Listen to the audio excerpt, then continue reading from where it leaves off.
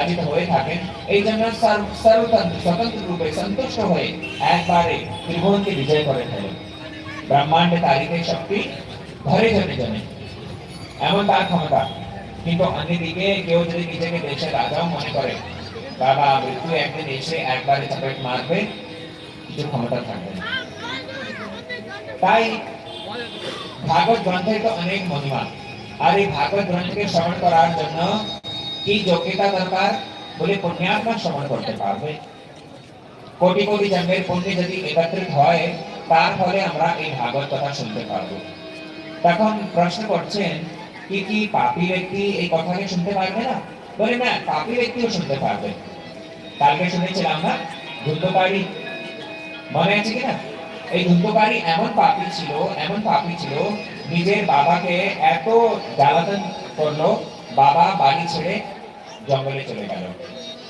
মাকে তো পিটিয়ে পিটিয়ে পিটাই করে করে এমন তাকে জ্বালাতন করেছে, মা একবার কুয়ার মধ্যে লাফ দিয়ে আত্মহত্যা করে ফেলেছে।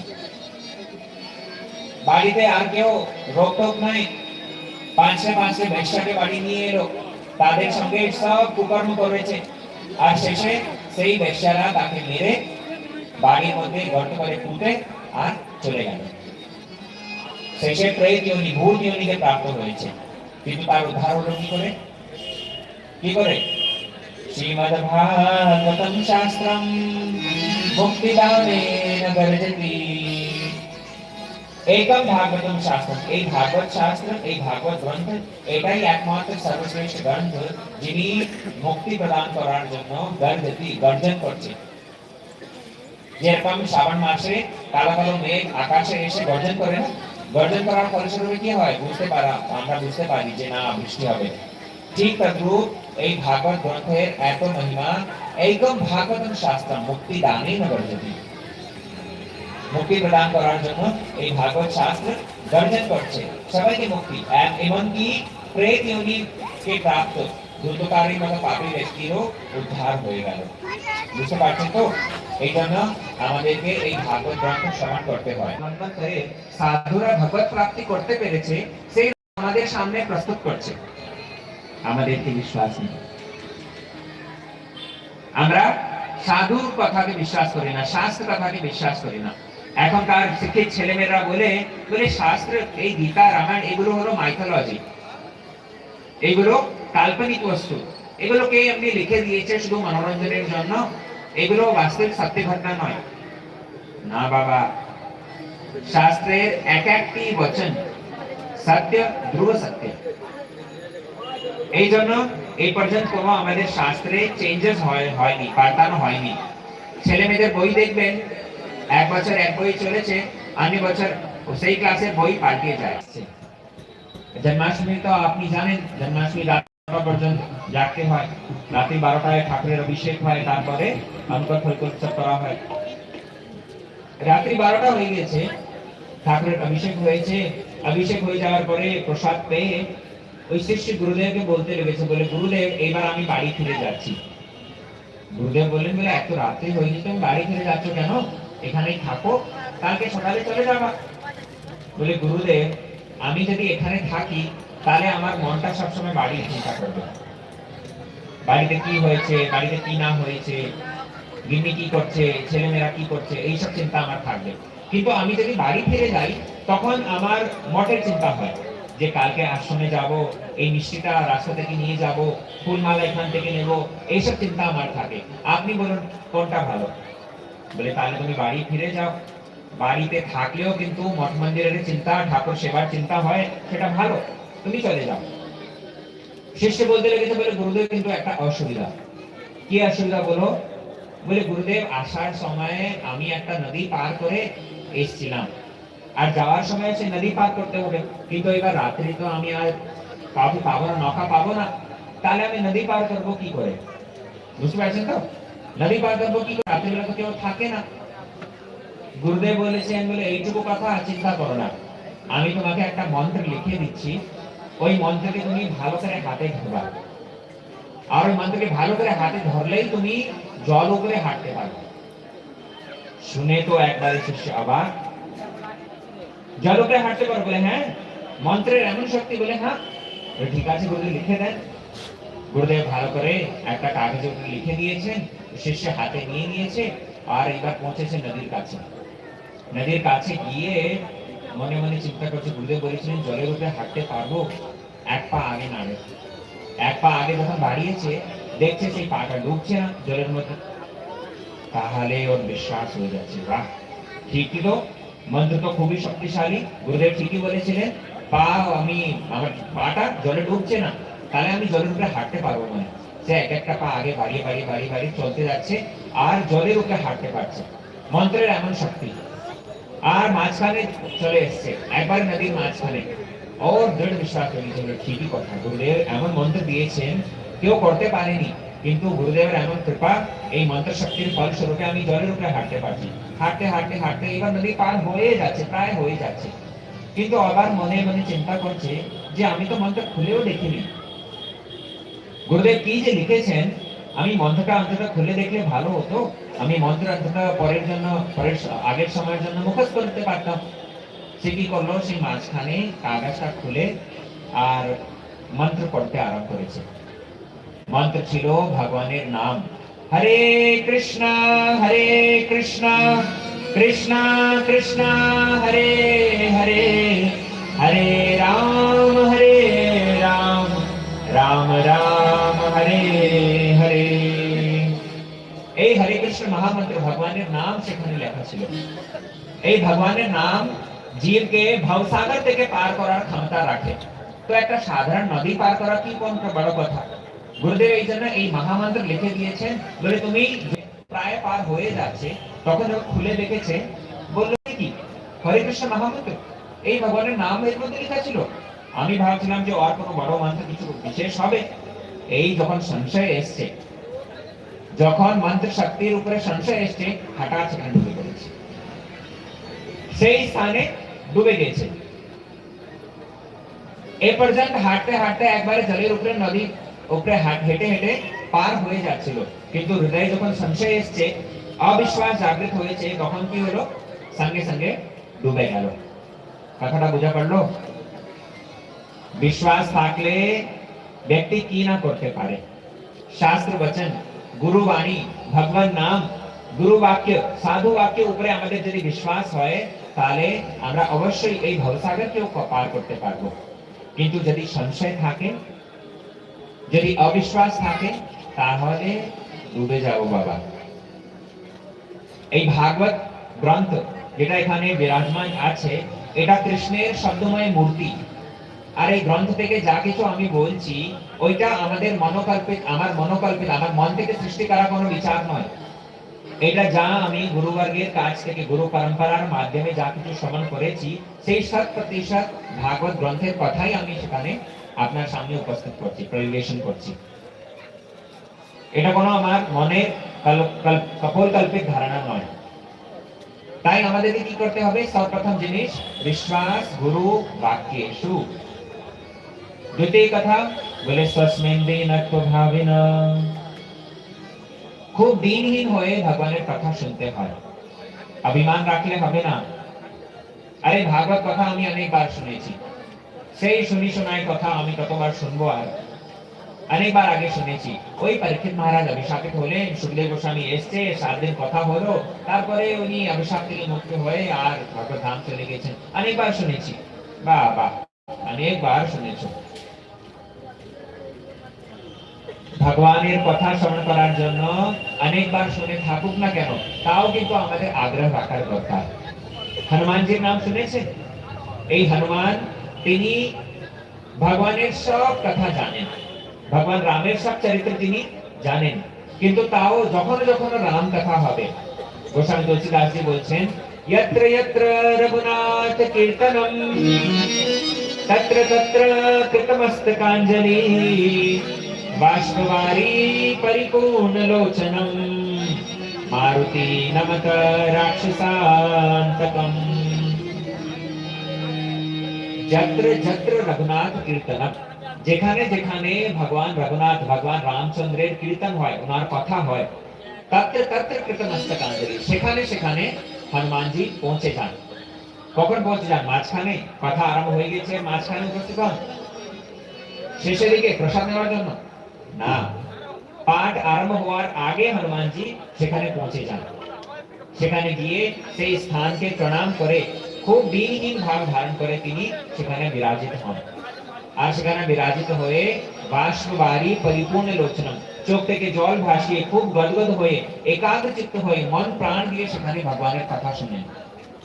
আপনি বলুন এমন কি ভগবানের কথা আছে যেটা হনুমানজি জানেন না? সবকিছু তিনি শুনে রেখেছেন। হনুমান চালিসা পড়েছেন, রাম কথা শুনিবে কো সবসময় তিনি আতুর, রাম কথার পরম রসিয়া তিনি।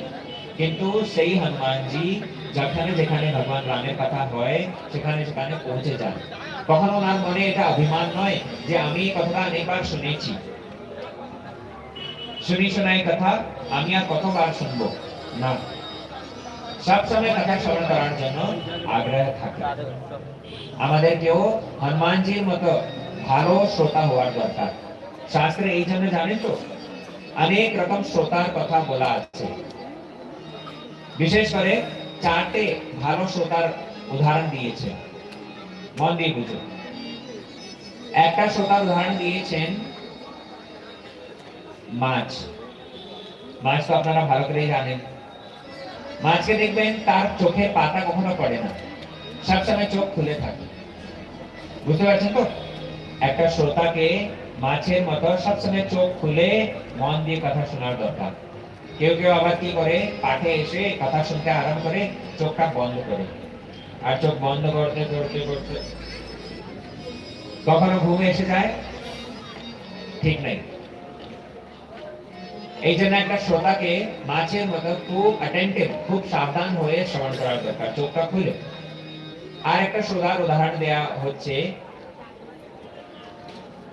টিয়া পাখি। টিয়া পাখি দেখে দেখবেন আপনি যেভাবে টিয়া পাখিকে শোনাবেন সেইভাবে ও একবারে শিখে নিচ্ছে। টিয়া পাখিকে যদি আপনারা কিছু গালাগালি শেখান তাহলে সেটাই বলবে, আর সেটাকে যদি বলেন ভগবান নাম উচ্চারণ করান, আপনি দেখবেন কারো কারো বাড়িতে ঢোকার সময় টিয়া পাখি কেউ কেউ পিঞ্জার মতো থাকে, আর ঢোকার সঙ্গে সঙ্গে রাধে রাধে খুব মিষ্টি মিষ্টি ভাষায় ভগবানের নাম উচ্চারণ করে। তো বাড়ির কর্তা যেভাবে শিখাবে সেভাবে টিয়া পাখি শিখে নেয়। আর টিয়া পাখি দেখবেন সে কখনো কাঁচা ফলে ঠোঁট মারে না।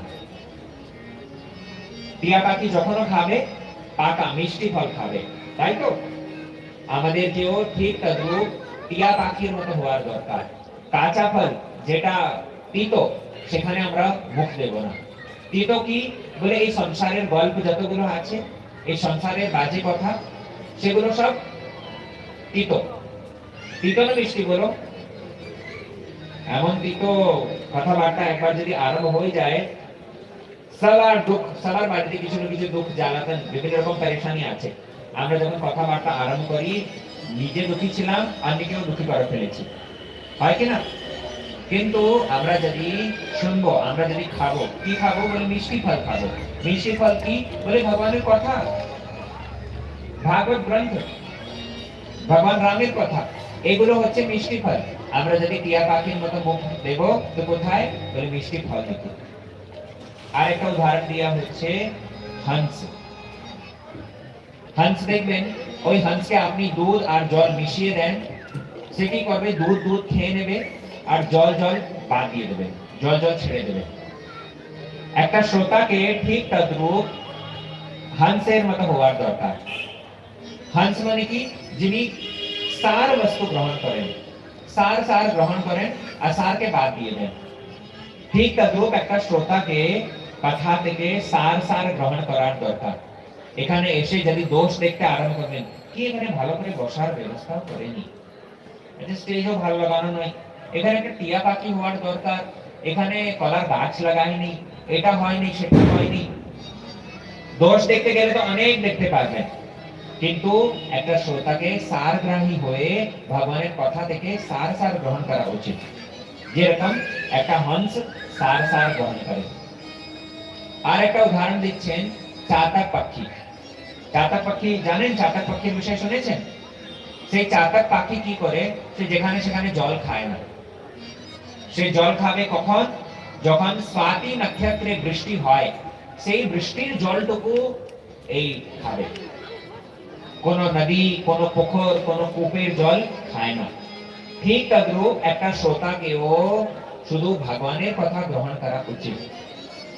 তাছাড়া এইদিক ওইদিক গল্প, এইদিক ক্রিকেটের কথা যখন আরম্ভ হয়েছে সেটাও শুনতে আরম্ভ করে দিলাম।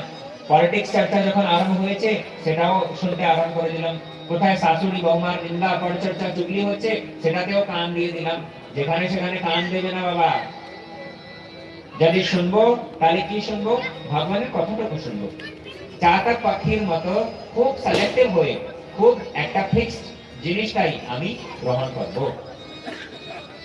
এটা হচ্ছে শ্রেষ্ঠ শ্রোতার লক্ষণ। তাই হনুমানজি কি করেন? সব সময় তিনি অ্যাটেন্টিভ হয়ে খুব সাবধান হয়ে ভগবানের কথা শ্রবণ করেন। ভগবানের কথার জন্য আমাদের এইরকম আগ্রহ থাকা দরকার। পাপী থেকে পাপী ব্যক্তি ভগবানের কথা শুনতে পারে, পুণ্যাত্মা থেকে পুণ্যাত্মা শ্রবণ করতে পারে, জ্ঞানী থেকে জ্ঞানী ব্যক্তি শ্রবণ করতে পারে, আর নিহায়তি মূর্খ হোক না কেন সেই ব্যক্তিও ভগবানের কথা শ্রবণ করতে পারবে। কখনো এটা মনে করবেন না যে আমি ভগবানের কথা অনেকবার শুনেছি আর কেন শুনবো।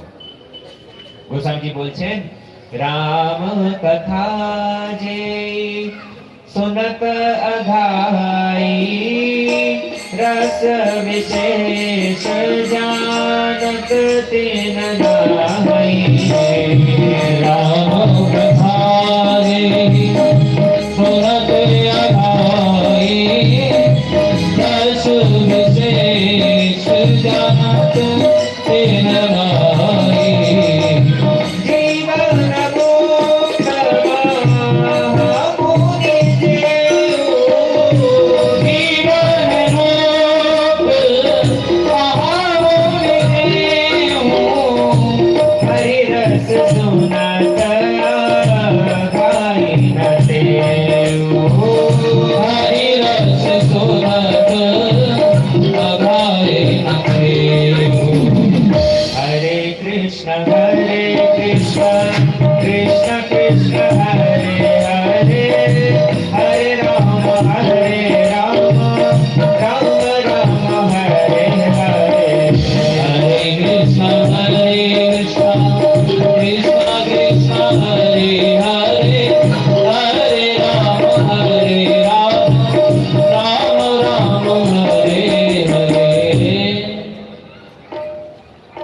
तुलसीदास जी रामचरितमानस के वर्णन করছেন, বলে রাম কথা যেই শুনত অঘাই।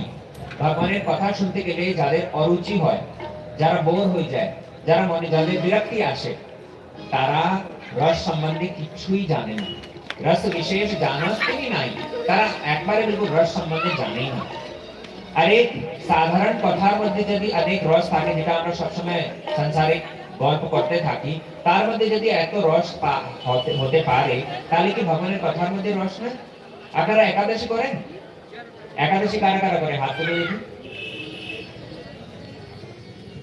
অনেক লোক আছে এখানে একাদশী করে। আচ্ছা দেখবেন একাদশী দিনে, একাদশী কেউ কেউ আবার একাদশী দিনে একাদশী করে, মানে অন্ন বাদ দিয়ে আর লুচি পুরি খায়। দেখবেন একাদশী দিনে অন্য জাতীয় বস্তু খাওয়া নিষেধ, না? চাवल, অন্ন আর গাম, ময়দা এগুলো সব নিষেধ আছে। কিন্তু একদিন যখন আমরা একাদশী করি, সেদিন অন্ন খাই না, অন্য জাতীয় বস্তু খাই না, ফলমূল খেয়ে থাকি, কিন্তু ওই একদিন অন্ন না খাওয়ার ধরন ফলস্বরূপে কি হয়, আমাদের মন চঞ্চল হয়ে যায়। কখন দ্বাদশী সময় আসবে, কখন পালন করবো, এই দ্বাদশী সময় হলে ভালো ভালো করে আমি আলু সিদ্ধ আর ডাল আর অন্ন খাবো, কিংবা পরোটা করে খাবো। হয় কিনা মনের মধ্যে রুচি এসে যায় যে না এটা খাবো সেটা খাবো। আচ্ছা একদিন অন্ন বাদ দেওয়া হয়েছে, তার ফলস্বরূপে এত মন চঞ্চল হচ্ছে যে এটা খাবো সেটা খাবো। একটা অন্ন, একটা রুচি, একটা লুচির মধ্যে, একটা সাধারণ আলু সিদ্ধের মধ্যে যদি এত রস হতে পারে, তাহলে কি ভগবানের কথার মধ্যে রস নাই? বিচার করুন, ভগবানের কথা অত্যন্ত মিষ্টি, অত্যন্ত সুমধুর, কিন্তু আমরা তাও যদি বিরক্ত হচ্ছি, আমরা তাও যদি অরুচি প্রকাশ করি, তাহলে বুঝতে হবে আমাদের মধ্যেই দোষ। এই ভগবানের নাম তো এত সুমিষ্টি, এত মধুর। আমাদের রূপ গোস্বামী পাদ বলছেন, বলে এই কৃষ্ণ কৃষ্ণ এই যে দুটি বর্ণ, এই দুটি বর্ণ যখন আমার জিহ্বায় উদিত হয়, আমার জিহ্বা তাণ্ডব নৃত্য করতে আরম্ভ করে। শিব ঠাকুর যেভাবে তাণ্ডব নৃত্য করেন, আমার জিহ্বাটি সেইভাবে তাণ্ডব নৃত্য করতে আরম্ভ করে দেয় যখন আমি এই কৃষ্ণ শব্দ বলি। তুণ্ডে তাণ্ডবনি রতেম ঋতুন্তে তুণ্ডাবলি লব্ধে। এই কৃষ্ণ, এই দুটো বর্ণ যখন আমার কানে প্রবেশ করছে, আমার কান এত আনন্দ পায়, এত আনন্দ পায়, আমি মনে মনে চিন্তা করি যে এক কান দ্বারা হচ্ছে না, কাল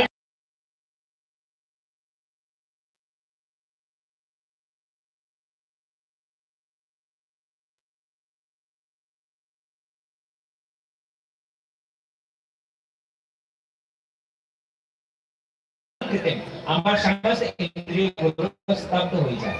এমনি বলা হয়েছে, সেটা আমরা অনুভব করার চেষ্টা করি না। বাস্তবিক রূপে এই কৃষ্ণ নামে অনেক রস বিরাজমান আছে। এই জন্য পাপী থেকে পাপী ব্যক্তি, পুণ্যাত্মা থেকে পুণ্যাত্মা, জ্ঞানী থেকে জ্ঞানী ব্যক্তি আর মূর্খ সবকেও এই ভগবানের কথা শ্রবণ করতে পারে। এই ভগবানের নাম এত সুনিষ্ঠ, এত কল্যাণকারী। বলো শ্রী ভাগবত কথামৃতম কি। আমাদের সাধুরা এই জন্য বোঝাচ্ছেন, বলে ভাগবত কথা যে আমরা শ্রবণ করব, এই ভাগবত কথার শ্রবণ ফলে কি প্রাপ্ত হবে, কি লাভ হবে? বলে ভাগবত কথা শ্রবণ করতে গেলে খুব লাভ হয়। ভাগবত কথা যদি আমরা শ্রবণ করি, বিশেষ করে আমাদের জীবনে যতগুলো দুঃখ আছে, যতগুলো বিপত্তি আছে, এই সব দূরীভূত হয়ে যাবে। আপনারা বলবেন যে বাবা তুমি মিথ্যা কথা বলছো, এত ভাগবত পাঠ, এত হরিনাম সংকীর্তন জায়গায় জায়গায় আয়োজিত করা হচ্ছে, কোথায় দুঃখ তো কমছে না, ওটা বাড়ছে, তাই না? অনেক জায়গায় তো দেখছেন এইবার ভাগবত কথা, ভাগবত পাঠ আয়োজিত করা হয়েছে। মন দিয়ে বুঝুন, ভগবানের কথা, ভগবানের নাম, তার মধ্যে তো অবশ্যই শক্তি আছে। আর এই ভগবানের নাম, ভগবানের কথাকে যখন একজন শুদ্ধ সাধু বর্ণন করে, তাহলে অবশ্যই সব দুঃখগুলো দূরীভূত হয়ে যাবে। আপনারা রামায়ণ দেখেছেন? রামায়ণ দেখেছেন তো টিভিতে? দেখে থাকবেন। সেখানে মা জানকীকে যখন রাবণ উঠিয়ে নিয়ে যায়, ওনাকে অশোক বাটিকায় বন্দী করে রেখে দিয়েছে। হ্যাঁ, আর মা জানকী তিনি অত্যন্ত দুঃখী ছিল, ছিল কিনা? হনুমান মা জানকীকে অন্বেষণ করতে করতে, তাকে খুঁজতে খুঁজতে চলে এসেছে লঙ্কা। বিভীষণ সঙ্গে দেখা হয়েছে, বিভীষণ বলে দিয়েছে, বলে তুমি চলে যাও অশোক বাটিকায়, সেখানে মা জানকীকে পেয়ে যাবে। হনুমান কি করেছে? মশক রূপ, একটা মশার মতো রূপ ধারণ করে, সূক্ষ্ম রূপ ধারণ করে পৌঁছে গিয়েছে অশোক বাটিকায়। আর সেখানে গাছপালায় লুকিয়ে হনুমান দেখতে পেরেছে, বলে মা জানকী বসে আছে। মা জানকী বসে আছে, আর কিভাবে বসে আছে? চোখ থেকে জল প্রবাহিত হচ্ছে, কান্নাকাটি করছে, ভগবান রামকে স্মরণ করতে করতে অত্যন্ত দুঃখী হয়ে বসে আছে। আর সেই সময়ে হনুমান মনে মনে চিন্তা করছে, বলে আমি মার এই দুঃখটা দেখতে পাচ্ছি না গো, আমি মায়ের দুঃখ কিভাবে দূর করব, কি উপায় আছে? তখন হনুমান ভগবান রাম ওনার গুণ মহিমা গান করতে লেগেছে, ভগবান রামচন্দ্রের মহিমা গান করতে লেগেছে, রাম নাম উচ্চারণ করতে লেগেছে।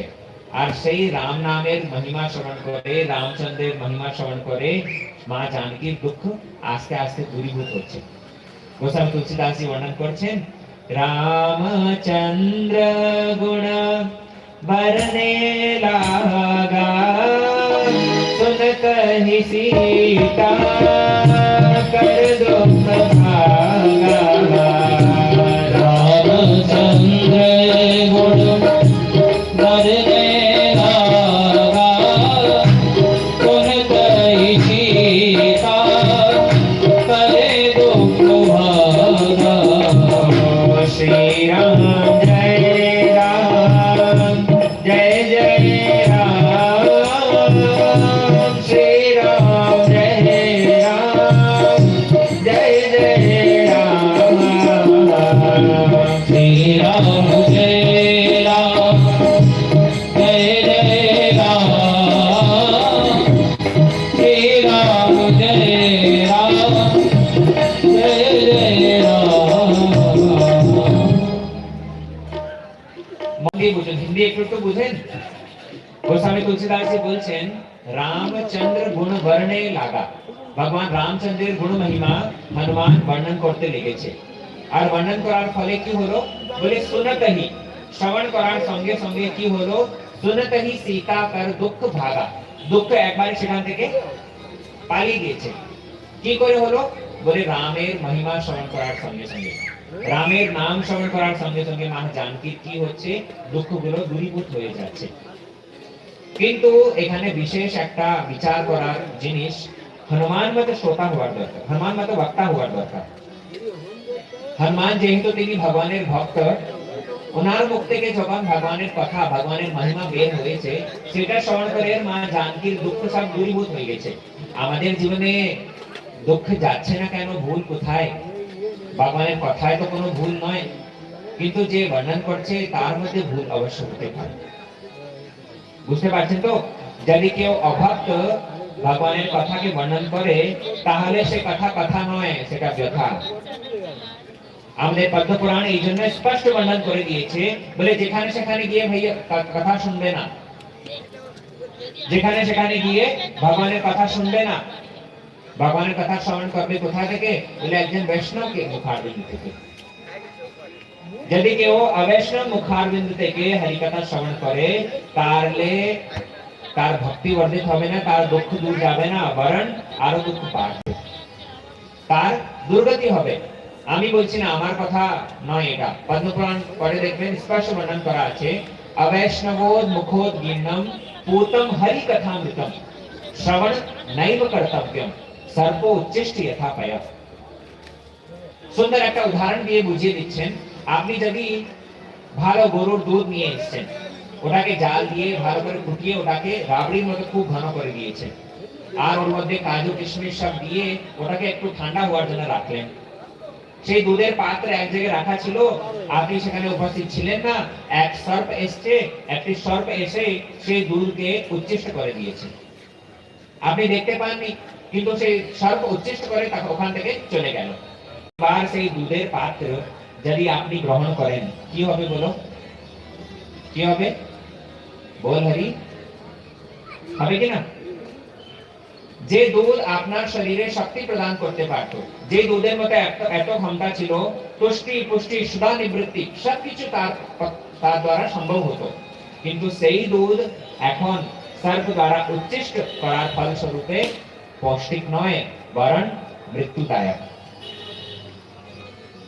ঠিক তদ্রূপ ভগবানের কথা এটা তো অমৃত স্বরূপ কিন্তু এই অমৃত যদি কারো অবৈষ্ণব মুখ থেকে বের হয় তাহলে কি হবে সেই কথা কাজ করবে না নির্যম ব্রজে সেটা সাপের উচ্ছেষ্ট করা সেটা বিষ পান করার মতো সমান আর মহাপ্রভুর ভক্তরা তো স্পষ্ট বলছে বলে যাহো ভাগবত পড়ো বৈষ্ণবের স্থানে একান্ত আশ্রয় করো চৈতন্য চরণে চৈতন্য ভক্তের যদি নিত্য করো সঙ্গ তবে তো বুঝিবা সিদ্ধান্ত তরঙ্গ अरे भागवत যেখানে সেখানে শুনলে এখন দেখবেন জায়গায় জায়গায় ভাগবত ভগবানের কথা ভাগবত পাঠ রাম কথা পালা কীর্তন নাম সংকীর্তন এই সব আয়োজন করা হচ্ছে কিন্তু স্টেজে উঠে খুব কান্নাকাটি করে করে গান করলাম হরিনাম সংকীর্তন করলাম শেষে যা কিছু টাকা পেয়েছি সেই টাকা নিয়ে যাওয়ার সময় বাড়ি থেকে মাছ কিনে ডিম কিনে নিয়ে গেলাম ওই রান্না টান্না করে খেয়ে আর শেষ হরিনাম বিক্রি করে ব্যবসায় হচ্ছে অবৈষ্ণব মুখারবিন্দ থেকে যদি হরিহর অনেক লোক এই কথাটা সহ্য করতে পারবে না কিন্তু এটাই হচ্ছে শাস্ত্রের সত্য কথা সঠিক কথা আপনারা বলতে পারবেন যে বাবা তুমি কি খুব বড় বৈষ্ণব হয়ে গেছো তাহলে খুব দাম্ভিক তো এমন অভিমান করে বলছো আমাদেরকে না না আমি অভিমান করে বলছি না আর আমি নিজেকেও খুব বড় বৈষ্ণব বলছি না আমি এই ভাগবত কথা করার জন্য আপনার গ্রামে এসেছি গুরুদেবের আদেশ প্রাপ্ত করে আর নিজের কল্যাণের জন্য 2 ঘন্টা 3 ঘন্টা এখানে বসে যখন ভগবানের কথা বলবো আপনারা মন দিয়ে শুনুন কিংবা না শুনুন কিন্তু আমাকে তো মন দিয়ে খুব মন প্রাণ দিয়ে বলতেই হবে শ্রোতা এইদিক ওইদিক মনটা দিতে পারে কিন্তু বক্তাকে তো খুব সাবধান হয়ে কথা বলতে হয় তাই না তো 2-3 ঘন্টা অন্তত আমি যেখানে যে সময় এখানে বসবো অন্তত ভগবানের মন আবেশিত থাকবে এটাই হচ্ছে আমার জন্য সাধন এই ধারণা নিয়ে এই চিন্তা ভাবনা নিয়ে আমি আপনার সামনে কথা বলতে এসেছি নিজেকে খুব বড় বৈষ্ণব বলছি না আর এই কথা দ্বারা যদি আপনারা কিছু লাভ প্রাপ্ত করেন আপনারা যদি কিছু গ্রহণ করতে পারবেন তাহলে আরো ভালো। কিন্তু শাস্ত্র পদ্মপুরাণ যেটা বলছে যেটা আমি আপনাদের সামনে বলে দিলাম, বৈষ্ণব মুখারবিন্দ থেকে হরিকথা শুনতে নেই, কথা শুনতে হয় শুদ্ধ বৈষ্ণব কাছে। কেন বলে এক ব্যক্তির ভাষা, হৃদয়ে যা ভাব হয় সেটাই ভাষা রূপে বর্ণন করা যায়। বুঝতে পারছেন তো আমার কথা? আমার বাংলা একটু স্পষ্ট নয়, তাও কিন্তু বোঝাবার চেষ্টা করছি, মন দিয়ে বুঝুন। আমাদের হৃদয়ে যা কিছু আছে সেটাই তো ভাষা রূপে বর্ণন করব। আর হৃদয়ে যদি কাম, ক্রোধ, লোভ, ঈর্ষা, দ্বেষ এগুলো আছে, হৃদয়ে যদি ধন প্রাপ্তি, লাভ, পূজা প্রতিষ্ঠার আশা হৃদয়ে বসে আছে, তাহলে সেটাই আমি বর্ণন করব। কালকে রুক্মিণী বিবাহ, সবজন যৌতুক দেওয়ার জন্য এগুলো সব নিয়ে আসবে, বাইরে থেকে বলছে বলে কথা, কিন্তু উদ্দেশ্য কি? ধন উপার্জন করব। যদি কেউ স্ত্রী লম্পট ভগবানের কথা বর্ণন করে তাহলে সে কি চাইবে? মেয়েরা আমার প্রতি আকৃষ্ট হোক। যদি কেউ লোভী, সে ভগবানের কথা বর্ণন করছে, উদ্দেশ্য কি? ধন প্রাপ্তি করব। তো তার কথা শুনলে কি কল্যাণ হবে? বলো। প্রকৃত মঙ্গল তখনই হয় যখন একজন শুদ্ধ সাধু কিংবা একজন সাধক ভগবানের কথা বর্ণন করছেন নিজ লাভ তুষ্টির জন্য আর লোকের কল্যাণ। পরোপকার কখন করা যায়? এখন পরোপকার করার জন্য অনেক সামাজিক আন্দোলন আর অনেকগুলো সোসাইটিস বেরিয়েছে, কিন্তু বাস্তবিক রূপে পরোপকার কখন হয়? পরোপকার করেছিলেন মহাপ্রভু নিত্যানন্দ প্রভু। মাথায় কলসি মেরে দিয়েছে, তাও কিন্তু কি বলছেন? মেরেছি কলসির কানা, তাই বলে কি প্রেম দেব না? এটা হচ্ছে পরোপকার। নিজে ক্ষতি সহ্য করেও অন্যের উপরে উপকার করা, এটা হচ্ছে পরোপকার। পরোপকার করা সবার পক্ষে সম্ভব নয়। যে জন প্রকৃত সাধু তার পক্ষেই পরোপকার করা সম্ভব। আমাদের ভক্তিবিনোদ ঠাকুর এই জন্য নিজের কীর্তনে খুব সুন্দরভাবে বর্ণন করছেন। তিনি বলছেন, কবে হবে বলো সেদিন আমার, কবে হবে বলো সেদিন, কবে হবে বলো সেদিন আমার, কবে হবে বলো সেদিন আমার, অপরাধ সূচি শুদ্ধ নামে রুচি, কৃপা বলে হবে হৃদয়ে সঞ্চার, অপরাধ সূচি শুদ্ধ নামে রুচি, কবে হবে বলো হৃদয়ে সঞ্চার, কবে হবে বলো সেদিন আমার, কবে হবে বলো সেদিন আমার, কবে দিলে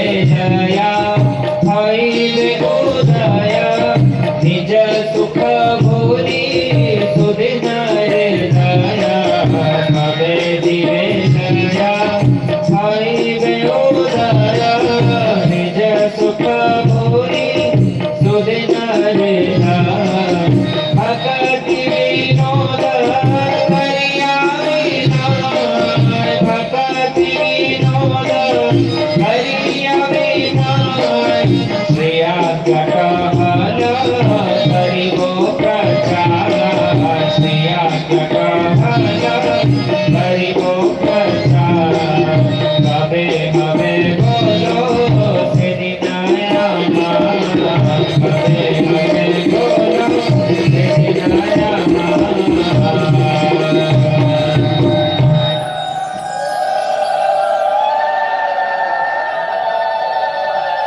শ্রী ভক্তিবিনোদ ঠাকুর বর্ণন করছেন, কবে জীবে দয়া হইবে উদয়, নিজে সুখ বলি সুদিন হৃদয়।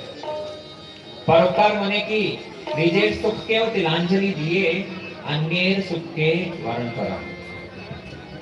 শ্রী আজ্ঞাটা হলো করিব প্রচার, প্রচার প্রসার, পরোপকার, ভাগবত কথা, কীর্তন, এগুলো প্রকৃত সাধু পক্ষে বৈষ্ণব মুখে শোভা পায়। এমনি এখন অনেক লোক আরম্ভ করেছে, কি উদ্দেশ্য নিয়ে করেছে সেটা তারা বুঝবে, কিংবা যারা শ্রবণ করছে তারা বুঝবে।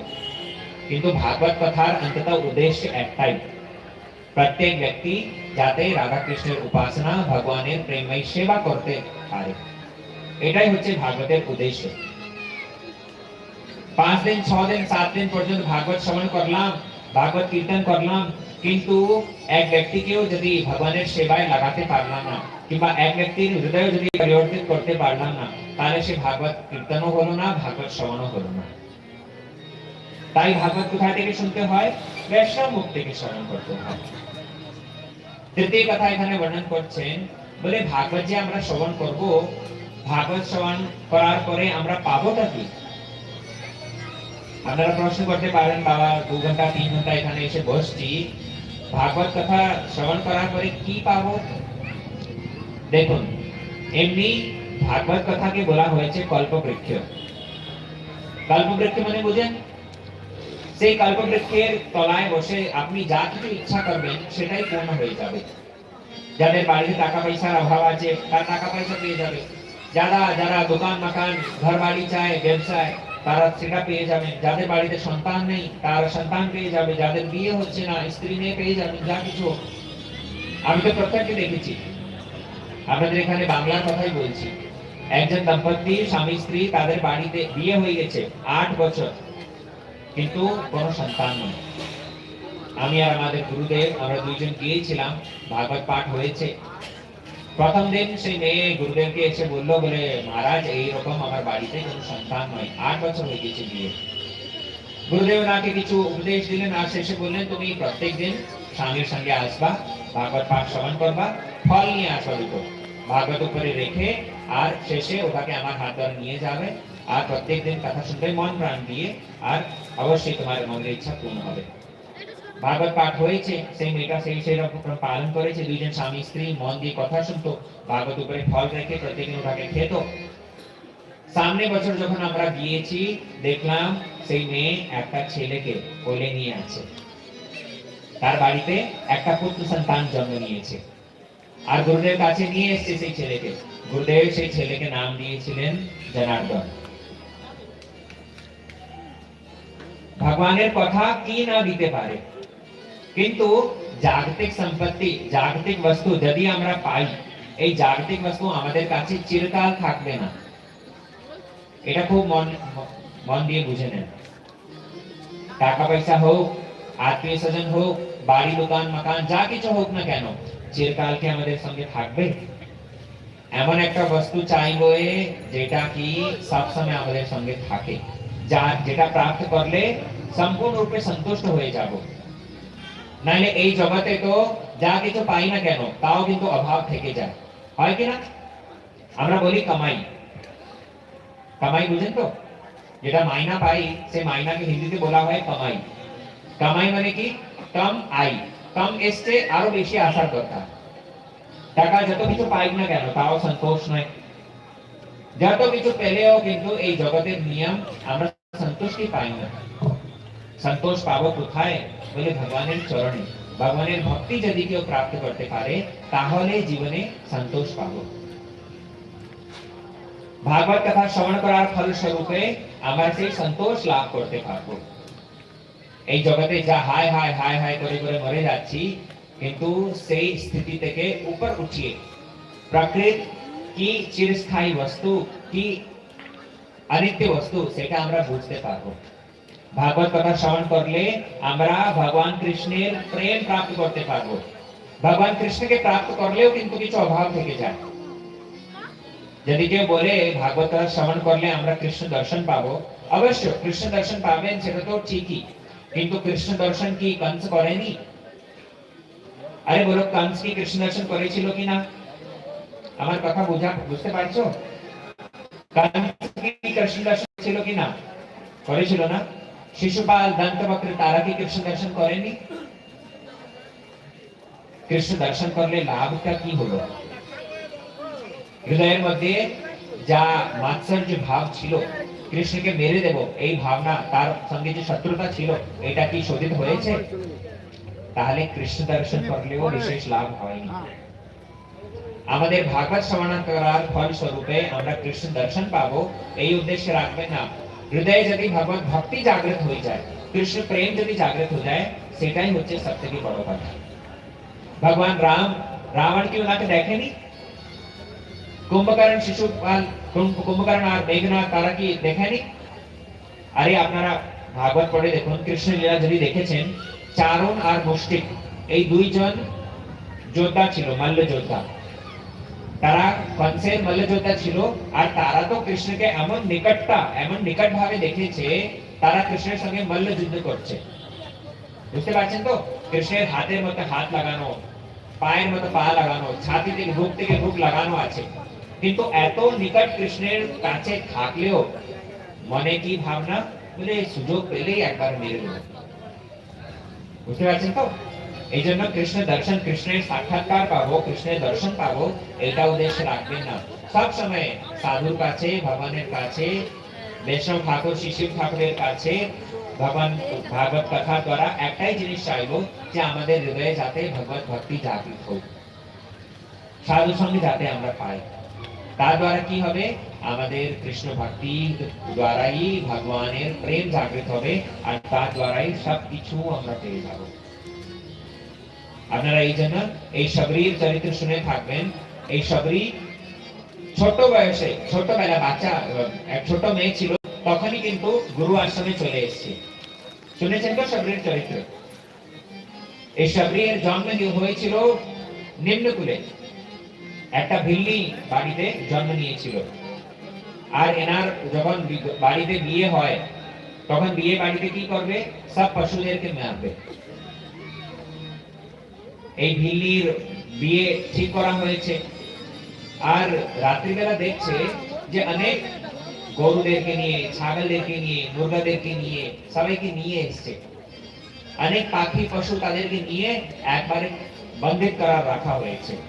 তারা চিৎকার করছে। শবরী যখন সেই শব্দ শুনতে পেরেছে, মাকে জিজ্ঞাসা করে, বলে মা এটা কি হচ্ছে? বলে মেয়ে, কালকে তোমার বিয়ে, তো কালকে বরযাত্রী আসবে, সেই বরযাত্রীদেরকে খাওয়াতে হবে, তো এই সব পশুদেরকে মেরে এদের মাংস খাওয়ানো হবে। শুনে শবরী তো অবাক হয়ে যাচ্ছে, বলে মা, আরে বিয়ের মতো, বিয়ে বাড়ির মতো এমন মঙ্গলময় কার্য, যেখানে অগ্নি, শালাগ্রাম সব ব্রাহ্মণদেরকে ডেকে দেবতাদের আবাহন করে সেখানে একটা নবজীবন আরম্ভ হচ্ছে, কিন্তু এমন মঙ্গলময় সময়ে তুমি এগুলো এত হত্যা করবা, এত জিনদেরকে মেরে দেবা? বলে মেয়ে, এটা তো আমাদের নিয়ম, এটা তো আমাদের পরিবারে হয়ে চলে আসছে। বলে মা, এটা ঠিক নয়। বলে না মেয়ে, তুমি এটাকে আটকাতে পারবে না, এটা হবে। শবরী রাত্রিবেলা যখন সবাই ঘুমিয়ে পড়েছে, মন দিয়ে শোনো, যখন রাত্রিবেলা সবাই ঘুমিয়ে পড়েছে, তখন শবরী কি করেছে? রাত্রিবেলা উঠে আর সে যত পশু পাখিরা বন্দিত ছিল তাদেরকে মুক্ত করে দিয়েছে, আর নিজেও বাড়িতে থাকেনি। মনে মনে চিন্তা করছে যে আমি যদি বাড়িতে থাকবো, আবার তাদেরকে ধরে নিয়ে আসবে, আবার তাদেরকে অবশ্যই মারবে, আমি বাড়িতে থাকবোই না, যাতে বিয়ে কোনো ঝামেলা নাই, আর আমি চলে যাব। সে বাড়ি পরিত্যাগ করে রাতারাত চলে গেছে, অনেক দূর চলে এসেছে, যেখানে কেউ খুঁজতে যেতে না পারে। আর সেখানে দূর এসে এসে দেখলো একটা আশ্রম, মতঙ্গ মুনির আশ্রম। সেই মতঙ্গ মুনির আশ্রমের কাছাকাছি এসে শবরী সেবা করতে আরম্ভ করে দিয়েছে। জন্ম হয়েছে নিম্নকুলে, কিন্তু ভগবত ভক্তি তো প্রত্যেক ব্যক্তি করতে পারে। ভগবত ভক্তি এটা এমন একটা জিনিস যার মধ্যে সবার অধিকার আছে।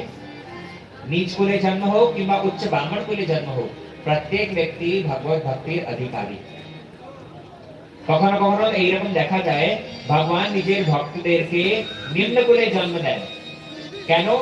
বলে জাতি কুল ধর্ম নিরर्थक ইহা জানাইতে জন্মাইলেন হরিদাসে জমন কুলেতে। महाप्रभु परम भक्त श्री हरिदास ठाकुर, उनके भगवान जन्म दिलेन म्लेच्छ कुले, जमन कुले। क्यों? से म्लेच्छ कुले जन्म नियो, किंतु प्रत्येक दिन 3-3 लाख नाम जाप करते हैं। जोर एक बार सभी बोलो, हरे कृष्णा कृष्णा कृष्णा हरे हरे। मुक्ति के शब्द बेर होच्छे ना। एक बार आपनारा बोलुन, आमी शुनबो, जोर करे।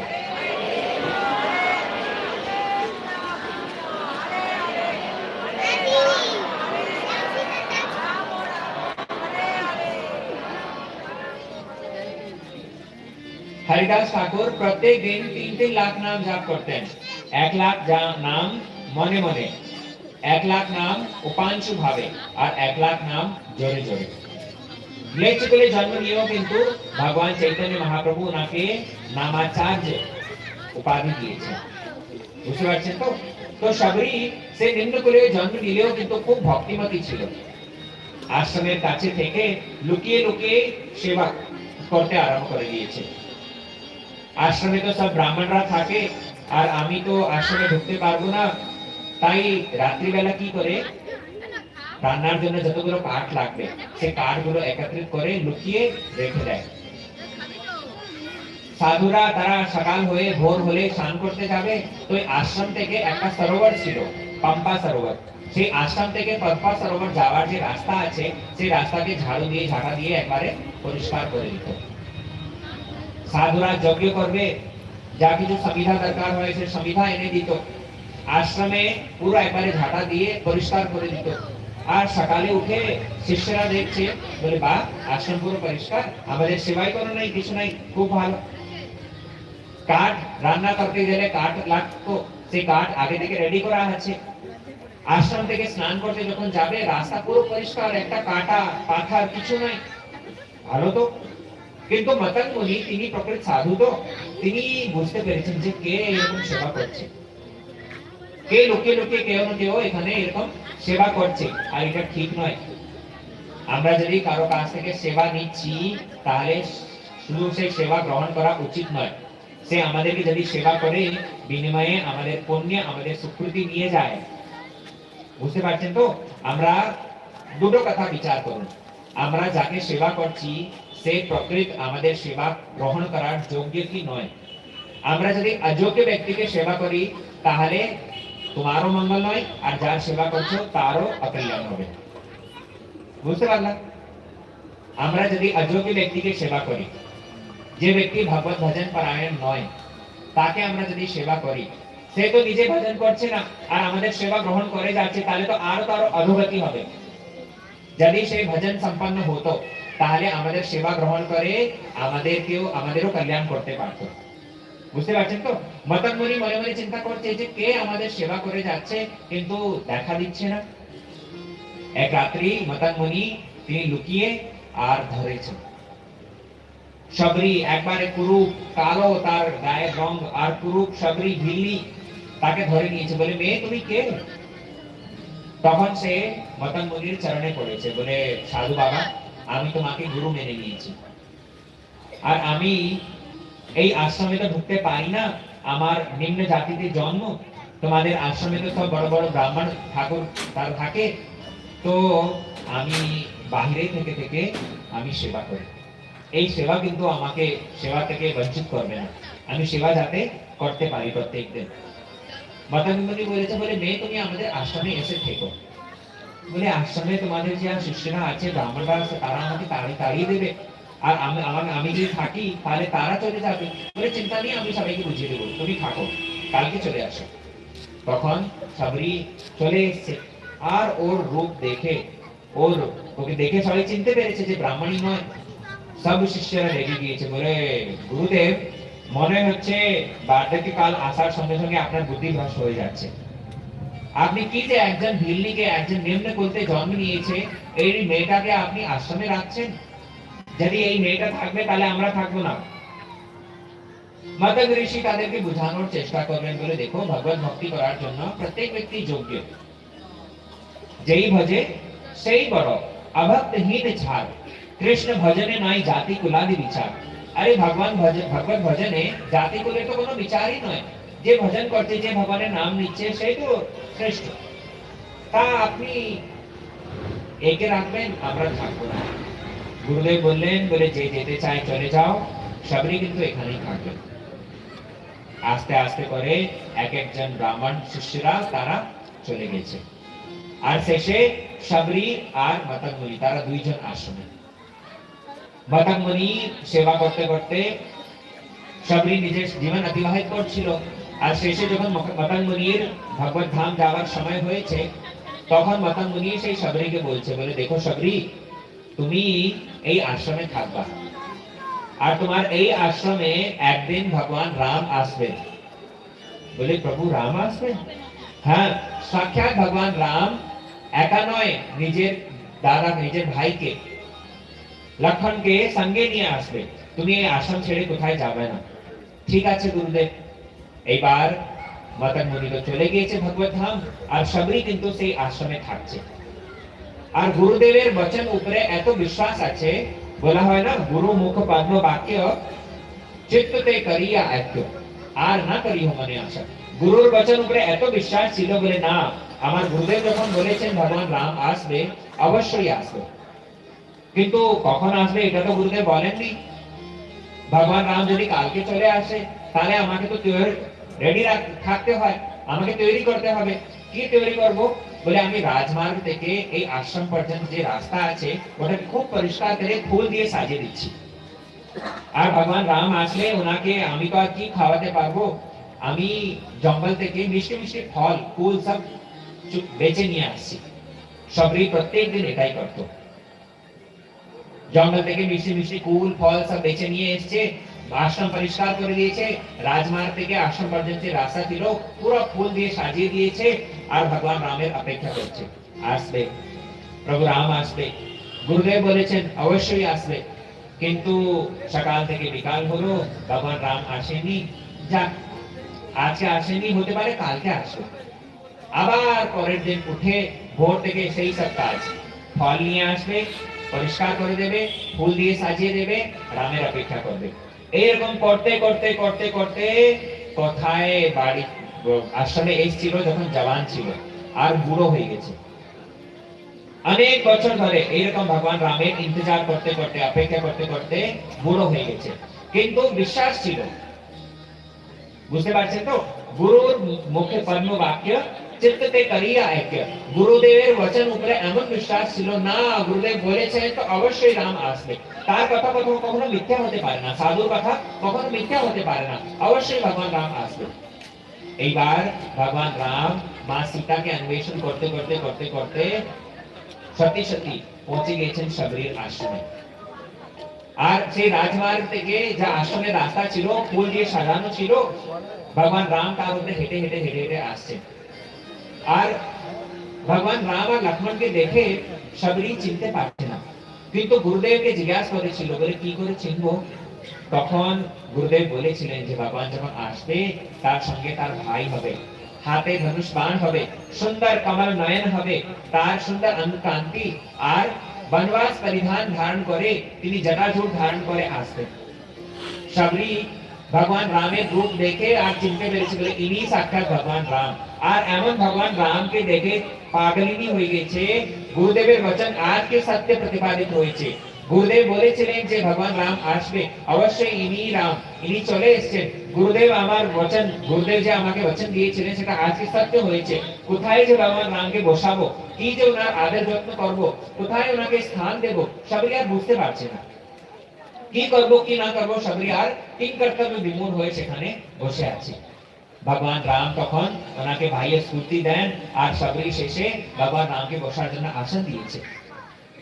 শবরী কি করেছে? সঙ্গে সঙ্গে নিয়ে এসেছে ঝুড়ি। ওই ঝুড়ির মধ্যে অনেকগুলো মিষ্টি মিষ্টি ফল ছিল। শবরী সেই ফলগুলোকে ভগবান রামকে খেতে দিয়েছে। আর ভগবান রাম সেই শবরীর ফলগুলোকে খুব রুচি করে আস্বাদন করছেন। ভগবান রাম তিনি ভাবগ্রাহী জনার্দন, সেই ভগবান শবরীর দ্বারা একটা ভিলেনির দ্বারা দেওয়া সব মিষ্টি মিষ্টি ফলকে ভগবান নিজে খাচ্ছেন। বিচার করে দেখুন ভগবান কত দয়াময়। আর এইসব সম্ভব হলো কি করে? ভগবত ভক্তির ফলস্বরূপে। শবরী নিজের সময় অতিবাহিত করছিল ভগবানের নাম নিতে নিতে, রাম নাম উচ্চারণ করতে করতে। রামা রামা রটতে রটতে बीतले उमरिया, रामा रामा रटते रटते बीतले उमरिया। रंग रंग कब आओगे, रंग रंग कब आओगे, रंग रंग कब आओगे, रंग रंग कब आओगे, दिल की नगरिया। रामा रामा रटते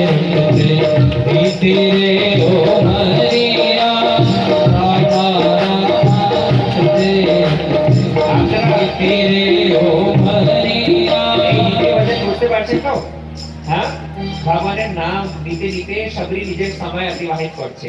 রামা রামা রটতে রটতে, রাম রাম রটন রটন করতে করতে নিজে সবরি জীবন অতিবাহিত করছে। খুব সুন্দর ভাবে সবাই হাত তালি দিয়ে গায়। হ্যাঁ, রামা রামা রটতে রটতে ধীরে ও মরিয়া, রামা রামা রটতে রটতে ধীরে ও মরিয়া।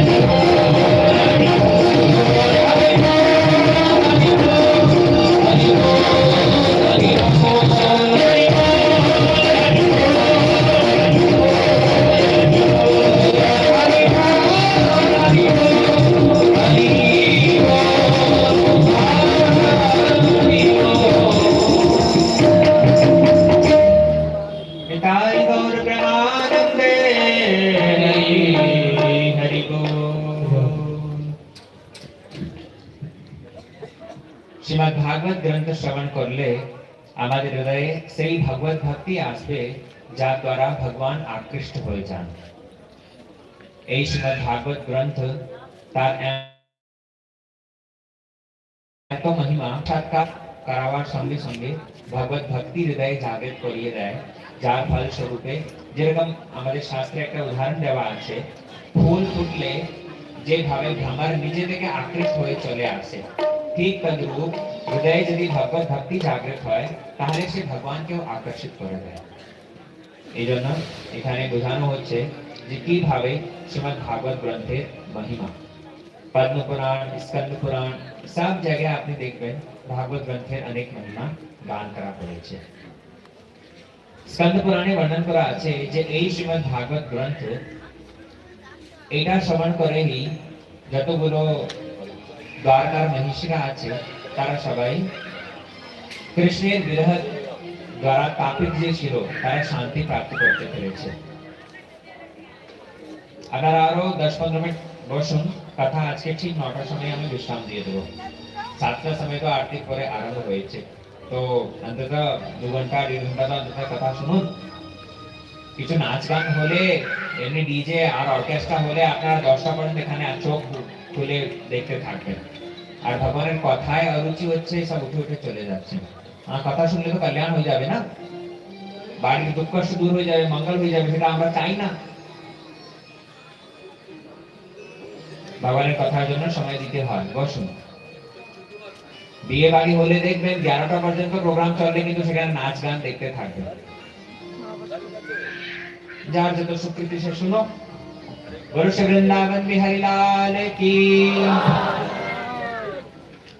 श्रीमद् भागवत ग्रंथ श्री स्कंद पुराण वर्णन করছে, বলে এক সময় শ্রীকৃষ্ণ তিনি যখন এই জগৎ থেকে অন্তর্ধান হয়ে যান, এই সমাচার যখন মহারানী কুন্তি পেয়েছে, কুন্তি এই সমাচার শ্রবণ করার সঙ্গে সঙ্গে কিন্তু নিজে দেহ ত্যাগ করে দেয়। আর পঞ্চ পাণ্ডব তারাও স্বর্গারোহণ দিকে চলে যান। আর পঞ্চ পাণ্ডবের যে নাতি শ্রী বৈজনাথ আর এইদিকে শ্রী পরীক্ষিত মহারাজ, এই পরীক্ষিত মহারাজকে তিনি রাজত্ব দিয়ে স্বর্গারোহণ দিকে চলে যান। এবার ব্রজে কৃষ্ণের প্রপৌত্র, কৃষ্ণের নাতির ছেলে, সেই কৃষ্ণের প্রপৌত্রকে বৈজনাথকে ব্রজের রাজত্ব দেওয়া হয়েছে। এক সময় পরীক্ষিত মহারাজ অত্যন্ত দুঃখিত হয়ে আর তিনি এসেছেন শ্রী বৈজনাথ কাছে। আর বৈজনাথকে এসে বলছে, বলে সব ঠিকঠাক চলছে তো, কি খবর? বৈজনাথ বলতে লেগেছে, বলে আমি তো ঠিকই আছি, কিন্তু তোমার কি খবর?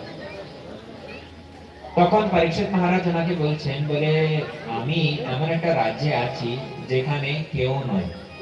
বৈজনাথ বলছে, ব্রজের তো সেই অবস্থা। যখন ভগবান কৃষ্ণ দিয়েছেন তখন ব্রজের যতগুলো পরিকর ছিল সমস্ত পরিকরদেরকে নিয়ে ভগবান নিজ ধামে চলে গিয়েছেন। এই পর্যন্ত কি ব্রজের কীট পতঙ্গ পশু পাখি তারাও ভগবান সঙ্গে ভগবত ধাম চলে গিয়েছিল। তাহলে আমাকে রাজা করেছে, আমি রাজা হয়েছি, কিন্তু রাজার রাজত্ব তখনই শোভা পায় যখন প্রজাতে কেউ থাকে। কোনো প্রজা নেই, তাহলে আমি কি করব? তখন পরীক্ষিত মহারাজ আর বৈজনাথ তারা দুইজন পৌঁছে গিয়েছে সান্ডিল ঋষি কাছে। আর এই সান্ডিল ঋষি কাছে গিয়ে যখন দুঃখ প্রকাশ করেছে, সান্ডিল ঋষি ওনাকে বুঝাতে লেগেছে, বলে দেখো তুমি এই ব্রজকে এই যে সাধারণ একটা জায়গায় মনে করছো, ব্রজ কোনো সাধারণ স্থান নয়। তারা বলতে লেগেছে, বলে ব্রজে তো আমরা কাউকে দেখতে পাই না। সান্ডিল ঋষি ওনাকে বোঝাচ্ছেন, বলে এই ব্রজের তত্ত্ব বোঝা খুবই কঠিন। শুনতো দত্ত চিত্তো মে রহস্যম ব্রজভূমিজম ব্রজনম ব্যাপ্তিরিতি যুক্তা ব্যাপতো ব্রজ উচ্যতে। তারা বলতে লেগেছেন, সান্ডিল ঋষি বর্ণন করছেন, বলে দত্ত চিত্তো মে, খুব একাগ্র চিত্ত হয়ে তুমি এই ব্রজের তত্ত্ব শ্রবণ করো, আমি তোমাকে বুঝাচ্ছি। এই ব্রজ এটা হচ্ছে নিত্য ধাম। ভগবান তিনি গোলক বৃন্দাবনে সবসময় বাস করেন। আর তিনি যখন ইচ্ছা প্রকাশ করছেন এই জড় জগতে আসার জন্য, তখন তিনি তার পরিকরদেরকে নিয়ে, তার ধামকে নিয়ে, তার সঙ্গীকে নিয়ে, সবাইকে নিয়ে এখানে আসেন। আমাদের ভক্তিবিনোদ ঠাকুর বর্ণন করেছেন, শ্রীকৃষ্ণ চৈতন্য প্রভু জীবে দয়া করি সপার্ষদ শ্রীয় ধাম সহ অবতরী। ভগবান যখন আসছেন, যেরকম দেখবেন একটা ড্রামা পার্টি, অর্কেস্ট্রা পার্টি, রামলীলার পার্টি যদি কোথায় যায়, সে কি করবে, যে রাবণ হবে, যে কুম্ভকর্ণ হবে, সব অর্কেস্ট্রা টিম সঙ্গে যায়, তাই না?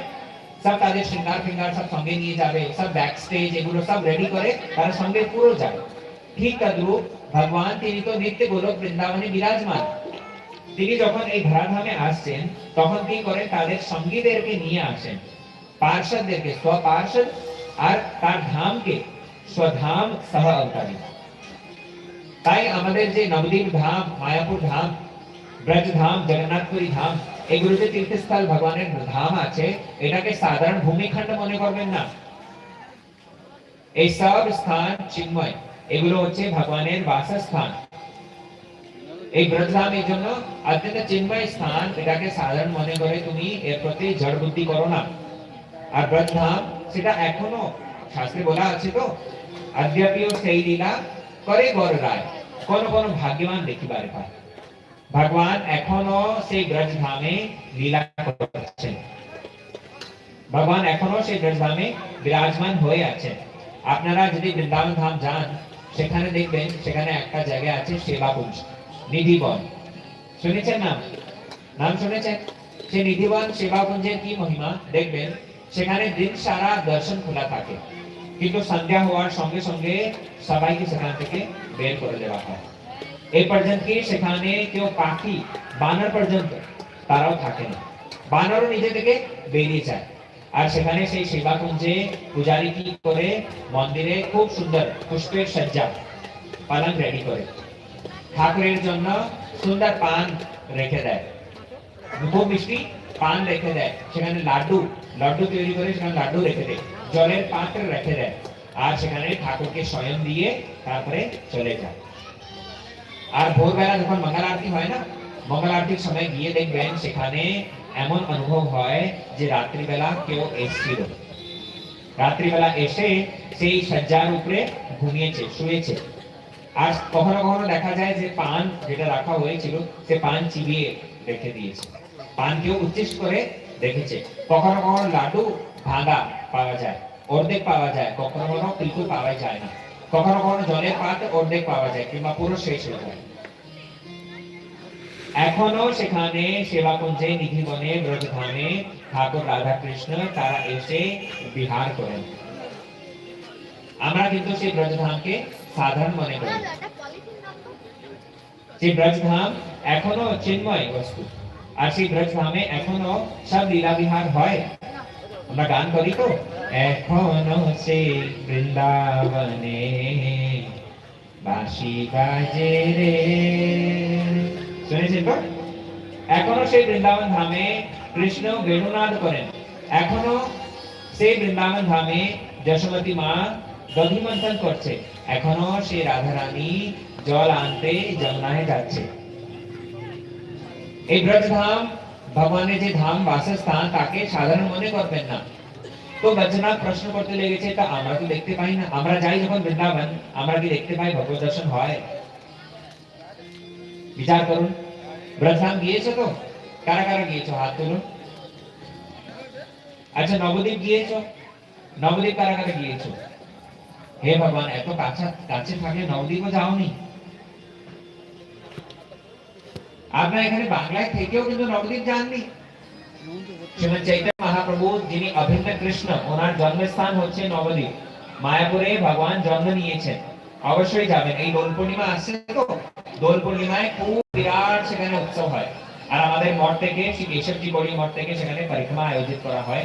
আপনারা সবাই আসুন, আপনাদের সবাইকে আমি নিমন্ত্রণ দিচ্ছি, সবাই আসুন। সেখানে ইংরেজি ক্যালেন্ডার 25 ফেব্রুয়ারি থেকে সংকল্প গ্রহণ করা হবে, আর 26 তারিখ থেকে 3 তারিখে দোল পূর্ণিমা, 3 মার্চ ইংরেজি ক্যালেন্ডার হিসাবে বলছি, 3 মার্চে দোল পূর্ণিমা আছে।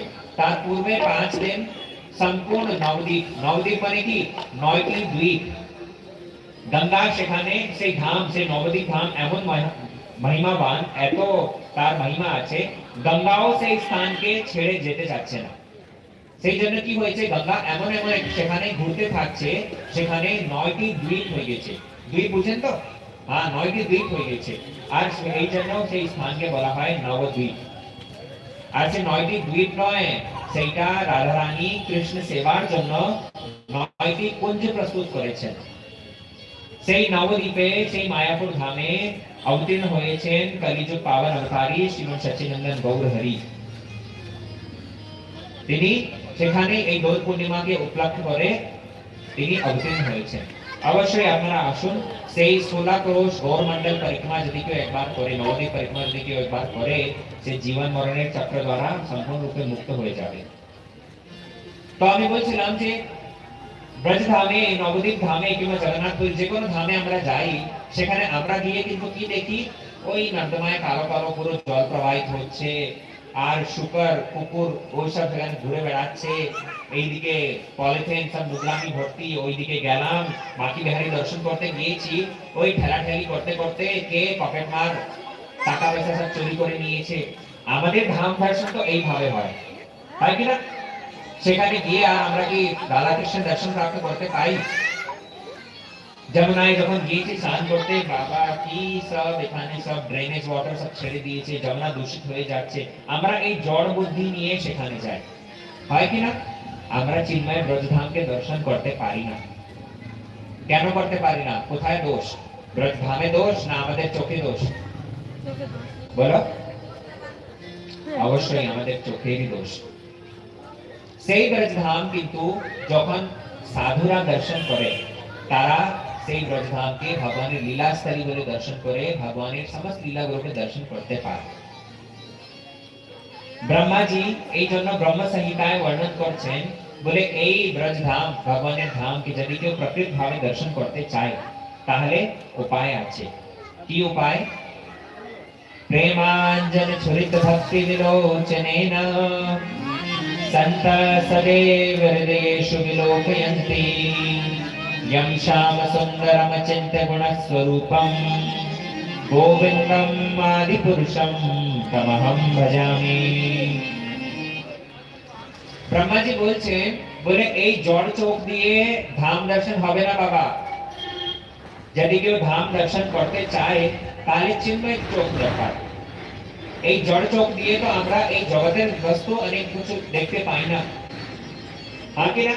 আমাদের এই জড় চোখে এমন লিমিটেশন আছে, আপনি দেওয়ালের ওপারে কি আছে দেখতে পারবেন? আমাদের চোখের সামনে যদি কোনো কালা পর্দা লাগানো থাকে, ও পর্দার পিছনে কি আছে দেখতে পারবেন? তো আমাদের এই জড় চোখ দ্বারা তো আমরা এই জড় জগতের বস্তু দেখতে পাচ্ছি না। আর চিন্ময় ধামকে কিভাবে দর্শন করব? যদি ভগবানের ধামকে দর্শন করতে চান, তাহলে ব্রহ্মাজি বলছেন, বলে চোখে কাজল লাগিয়ে নিতে হবে। বুঝতে পারছেন তো? মেয়েরা বলবে আমরা তো কাজল লাগিয়ে আছি, প্রত্যেক দিনই লাগাই, তাও তো কিন্তু কি দেখতে পাচ্ছি না। বাবা সাধারণ কাজল লাগালে হবে? কাজল বুঝেন তো বাংলায় কি বলে? কাজল বলা হয় তো? হ্যাঁ, সাধারণ কাজল লাগালে হবে না। ব্রহ্মাজি বলছেন প্রেমাঞ্জন ছুরিত ভক্তি বিলোচনেন, চোখে ওই প্রেম রূপী অঞ্জন লাগাতে হবে, প্রেম রূপী কাজল লাগিয়ে নিতে হবে। ওই প্রেম রূপী কাজল যখন আমরা লাগাই, তখন কি হবে? ভগবানের সেই চিন্ময় ধামকে আমরা দর্শন করতে পারবো, ভগবানের লীলাগুলোকে আমরা স্পষ্ট দর্শন করতে পারবো। এই ব্রজধামে এখনো ভগবান বিরাজিত হয়ে আছেন, এখনো সেখানে খুব সুন্দর সুন্দর লীলা করেন।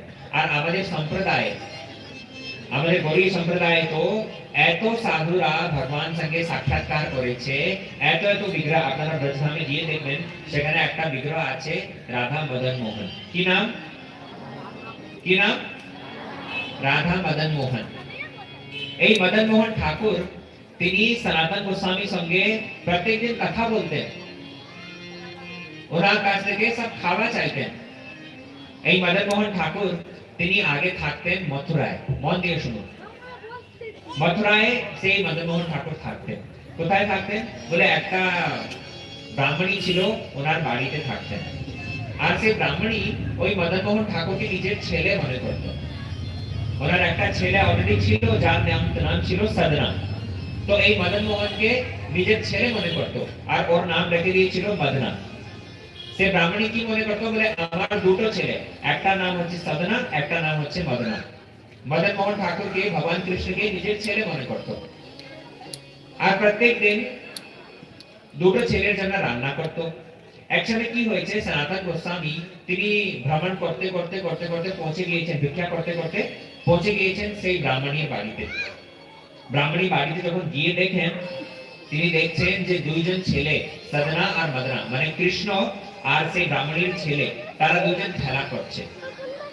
তারা খেলা খেলছে, আর খেলা খেলতে খেলতে কি হয়েছে, ওই ব্রাহ্মণীর ছেলে সাধনা সে হারিয়ে গেছে।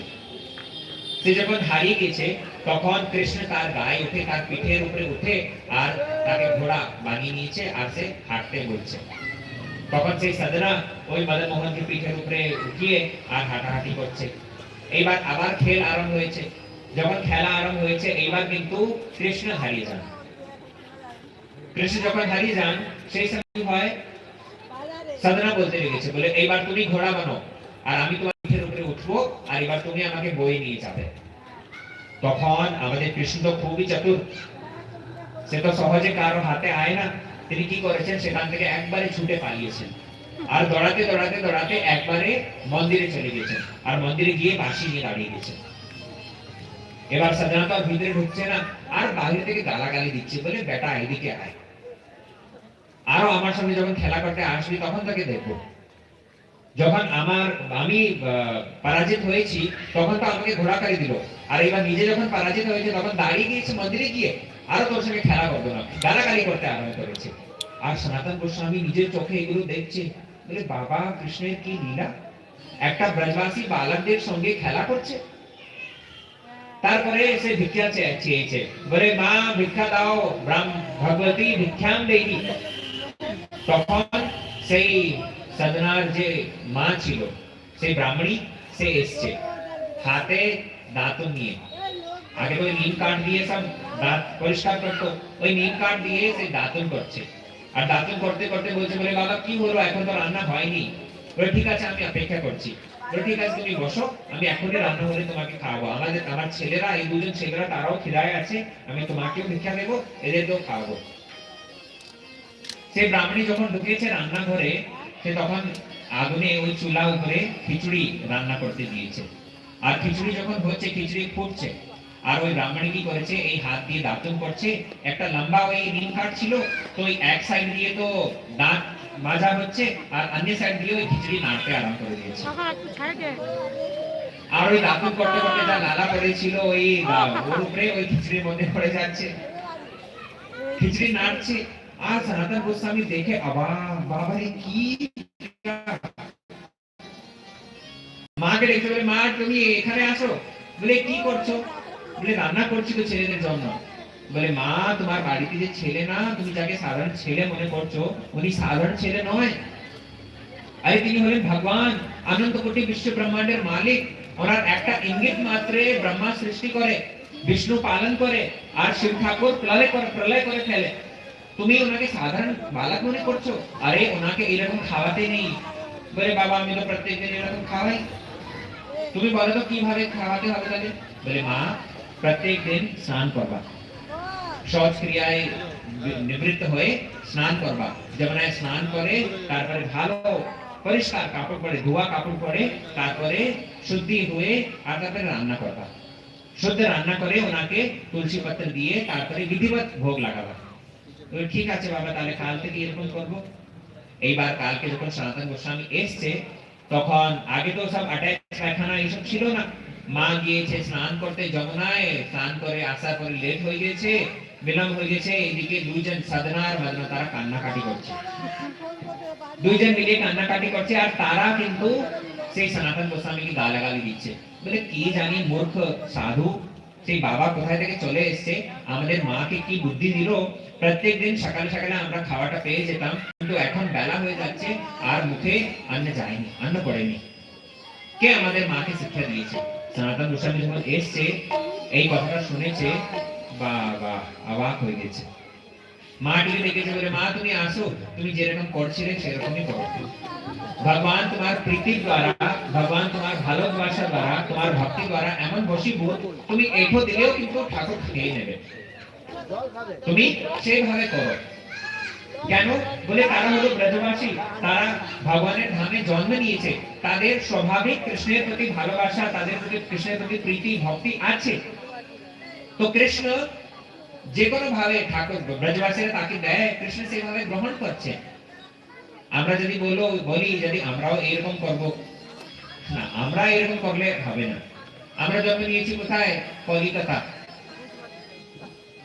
কালিস্তান নাকি না? এই বাংলা মাটিও অত্যন্ত পুণ্যবান, কিন্তু যেরকম অধিকার হয় সেরকম সেবা করতে হয়। আমাদের তো কৃষ্ণের প্রতি সেরকম ভালোবাসা নয়, তাই আমরা কৃষ্ণকে সেভাবে সেবা করতে দিতে পারবো না। সনাতন গোস্বামী ওই মাকে বলেছে, বলে মা তুমি যেভাবে করছিলে সেভাবে করো, কোনো অসুবিধা নেই। কিন্তু তখন মদন মোহন তিনি কি করেছেন, তিনি তো সবসময় লীলা করতে চান।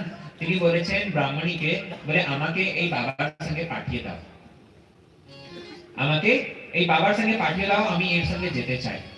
মাটি বলতে লেগেছে, বলে কেন, আমার সেবায় কোনো ভুল ত্রুটি হয়েছে, তুমি এর সঙ্গে কেন যেতে চাচ্ছ? বলে না, ভুল ত্রুটি কিছু নয়, আমি শুধু এর সঙ্গে যেতে চাই, এর সেবা গ্রহণ করতে চাই, আমি বৃন্দাবন থাকতে চাই। তখন সনাতন গোস্বামীকে সেই মা বলেছে, বলে তুমি মদন মোহনকে নিয়ে যাও, এ তোমার সঙ্গে যেতে চাচ্ছে। সনাতন গোস্বামী ভগবানের ভক্ত, কিন্তু এইবার নিজে ভগবানকে বলছে, বলে দেখো তোমাকে আমি নিতে পারি, কিন্তু প্রত্যেক দিন যে তুমি এখানে খাওয়া দাওয়া পাচ্ছিলে, আমার কাছে সেসব খাওয়া দাওয়ার ব্যবস্থা হবে না। ঠাকুর বলছে, বলে চিন্তা নেই, তুমি যা দেবে সেটাই পাবো। বলে আমি তো শুধু ভিক্ষা করে চুন ওই আটা নিয়ে আসি, ওর আটা মেখে একটা আগুনে গোলা করে দিয়ে দেই, আর সেই গোলা খেয়ে বাটির মতো একটা টিকট করে এটা ছেড়ে আমি খেয়ে আর থাকছি, তুমি কি সেটা খেতে পারবা? বলে হ্যাঁ, তুমি যা দেবে সেটাই খাবো, আমাকে কিন্তু নিয়ে চলো। বলে আমি কোলে করে নিয়ে যাবো না, হেঁটে হেঁটে চলতে হবে। বলে যেভাবে নিয়ে যাবে চলবো, নিয়ে চলো। কেন? ভগবান সবসময় ভক্তের কাছে থাকতে চায়। সনাতন গোস্বামী মদন মোহন ঠাকুরকে হেঁটে হেঁটে নিয়ে এসেছেন মথুরা থেকে বৃন্দাবন। বৃন্দাবনে থাকতেন, আর বৃন্দাবনে থাকার সময়ে ওই ভিক্ষা করে যা কিছু আটা নিয়ে আসতেন, ওই আটা নিয়ে ওটাকে জল দিয়ে মেখে ওটাকে আগুনে দিয়ে দিতেন, আর আগুনে একটা গোলা করে ওইটা যখন পেকে যেত, সিদ্ধ হয়ে যেত, তখন ওটাকে নিয়ে ঠাকুরকে ভোগ দিয়ে দিতেন। লবণ পর্যন্ত দিতেন না ওতে। আর কৃষ্ণ যিনি প্রত্যেক দিন ননি মিছরি মাখন এইসব খেয়েছেন, উনি আর কি লবণ ছাড়া সেই আটা খেতে পারবে? ওই একদিন কোনোরকম খেয়েছে, আর একদিন খেয়েছে, তৃতীয় দিন বলতে লেগেছে, বলে সনাতন আরে একটু লবণ অন্তত দিতে পারো, তুমি কি লবণ দেবে না? সনাতন গোস্বামী বলছে, বলে আজকে লবণ চেয়েছো, কালকে বলবে লবণ দ্বারা হচ্ছে না, একটু ঘি দিয়ে দাও, পরের দিন বলবে একটু সবজি হলে ভালো হতো, পরে বলবে ছানা পোড়া লাও আর পুষ্পান্ন লাও, ডালনা লাও, এইসব আমি কোথা থেকে ব্যবস্থা করবো? আমার দ্বারা ওইসব সম্ভব নয়। যদি করতে চাও তুমি নিজে নিজের ব্যবস্থা করে নাও। তখন সেই মদন মোহন ঠাকুর একটা ব্যবসায়ী হৃদয়ে প্রেরণা দিয়ে বিরাট সেই মদন মোহন মন্দির বানানো হয়েছে, পরবর্তীকালে মদন মোহনের সেবা প্রকাশিত হয়েছে। তো বলার উদ্দেশ্য হচ্ছে যে আমাদের অনেক গোস্বামীরা ঠাকুর সঙ্গে সাক্ষাৎকার তারা করেছে, আর ভগবান এখনো সেই বৃন্দাবন ধামে বিরাজিত হয়ে আছে।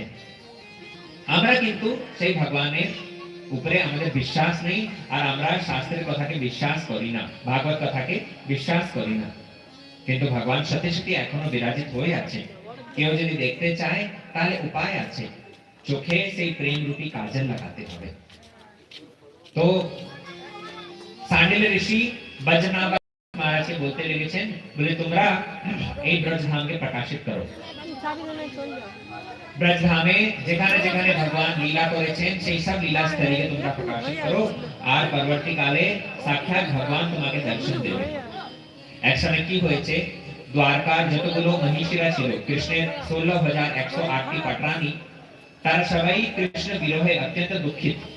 যখন কৃষ্ণ নিজ ধামে চলে যান তারা অত্যন্ত দুঃখিত, আর তারা উদ্ধবজির কাছে এসেছে। কোথায়? গিরি গোবর্ধনে। গিরি গোবর্ধন যদি পরিক্রমা করেছেন, সেখানে দেখবেন একটা উদ্ধব কুণ্ড আছে, গিয়েছেন? উদ্ধব কুণ্ড নাম শুনেছেন? অনেক ভক্ত গিরি গোবর্ধন যায়, বৃন্দাবন যায়, কিন্তু শুধু বাঁকে বিহারী দর্শন করে ফিরে চলে আসে। আমাদের কিছু ভক্তরা আছে এখানে, এই মাঠ দেখুন, বৃন্দাবন ধামে যখন যায়, আমাদের মঠ থেকে পরিক্রমা হয়, এনাকে জিজ্ঞাসা করুন, ব্রজে এমন এমন জায়গা আছে যেখানে আপনার যার নাম আপনারা শুনেননি, কিন্তু সেই সব জায়গায় আমাদের মন্দির থেকে যখন পরিক্রমা হয় না, আমরা নিয়ে যাই। আপনাদের সবাইকে আমি নিমন্ত্রণ করছি, একবার অবশ্যই আমাদের মঠ থেকে পরিক্রমা করুন। ব্রজমন্ডল পরিক্রমা হয়, নবদ্বীপ পরিক্রমা হয়, মাঝে মাঝে জগন্নাথপুরীও আমরা নিয়ে যাই। এইসব জায়গায় আমি এখানে কথা করতে এসেছি 7 দিন পরে, আর আপনি নিজের বাড়িতে আমি নিজের বাড়িতে এরকম ভূত ছেড়ে যাব না। যদি আপনারা যোগাযোগ রাখতে চান, আমি আপনাদেরকে সব ব্যবস্থা করে যাব। আপনারা সাধুর সঙ্গে যদি যুক্ত থাকবেন, তাহলে দেখবেন জীবনে প্রকৃত মঙ্গল লাভ হবে। আমরা সাধু সঙ্গের অভাবেই এই জীবনে সংসার জ্বালায় হাবুডুবু খাচ্ছি, দুঃখ পাচ্ছি। বুঝতে পারছেন তো? তো দ্বারকার 16,108টি মহিষীরা তারা এসেছে উদ্ধব কুণ্ড, আর উদ্ধব কুণ্ডে এসে যখন তারা কীর্তন করতে আরম্ভ করেছেন, তখন সাক্ষাৎ উদ্ধবজি সেখান থেকে প্রকট হয়েছেন। হরে কৃষ্ণ কৃষ্ণ কৃষ্ণ হরে হরে, হরে রাম রাম রাম হরে হরে, হরে কৃষ্ণ কৃষ্ণ কৃষ্ণ হরে হরে, হরে রাম রাম রাম হরে হরে, হরে কৃষ্ণ কৃষ্ণ কৃষ্ণ হরে হরে, হরে রাম রাম রাম হরে হরে, হরে কৃষ্ণ কৃষ্ণ কৃষ্ণ হরে হরে, हरे राम राम राम हरे हरे। गोविंद जय जय गोपाल जय जय, गोविंद जय जय गोपाल जय जय, गोविंद जय जय गोपाल जय जय, गोविंद जय जय गोपाल जय जय, राधा रमण हरि गोविंद जय जय, राधा रमण हरि गोविंद जय जय, हरि गोविंद जय जय, राधा रमण हरि गोविंद जय जय, हरे कृष्ण कृष्ण कृष्ण हरे हरे, हरे राम राम राम हरे हरे, हरे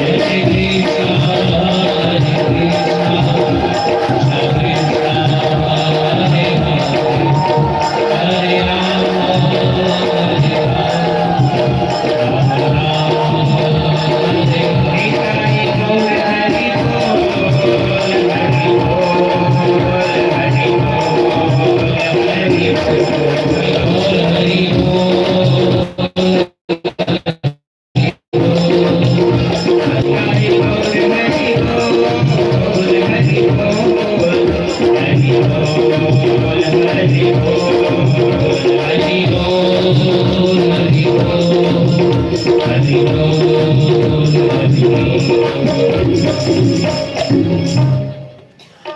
উদ্ধবজি সাক্ষাৎ সেখানে উদ্ধব কুণ্ডে ঘাস রূপে তিনি ভজন করছেন। তো তিনি সাক্ষাৎ সেখান থেকে প্রকট হয়েছেন, আর প্রকট হয়ে তিনি সামনে দেখলেন অনেক দ্বারকার মহিষীরা দাঁড়িয়ে আছে। সাক্ষাৎ পরীক্ষিত মহারাজ সেখান থেকে চলে গিয়েছিলেন, কিন্তু অন্য সব ভক্তরা দাঁড়িয়ে আছে। উদ্ধবজি প্রশ্ন করতে লাগলেন, কি হলো? তখন দ্বারকা মহিষীরা বলতে লেগেছে, বলে আমরা কৃষ্ণ বিরহেতে অত্যন্ত দুঃখী। আমাদের এই দুঃখকে দূর করার জন্য, এই বিরহ অগ্নিকে শান্ত করার জন্য আপনি কিছু প্রচেষ্টা করুন। তখন উদ্ধবজি সাক্ষাৎ এই ভাগবত গ্রন্থকে শ্রবণ করালেন।